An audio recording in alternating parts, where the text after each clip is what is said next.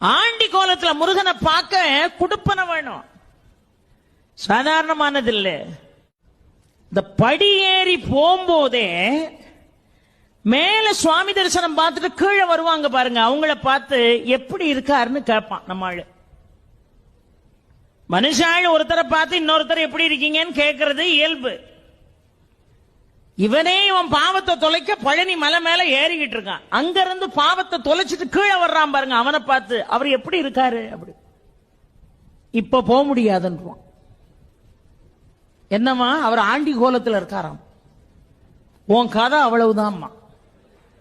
இவன் உடனே படி ஏறின பய கடகடன்னு கீழே இறங்கி வெளியே வந்துருவான். பழையபடி இட்லி இட்லி சாப்பிட்டு காஃபி எவ்விய குடிச்சிட்டு பழையபடி ஏறுவான்.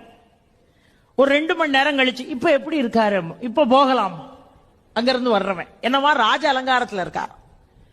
உடனே குடுகுடுன்னு அந்த ராஜ அலங்காரம் முடியறதுக்குள்ள ஓடி போய் தரிசனம் பண்ணிடணும்ட்டு போவான். பெரியோர்களே, பூர்வ ஜென்ம புண்ணியம் செஞ்சிருந்தா மட்டும்தான் ஆண்டி கோலத்தை தரிசிக்க முடியும்.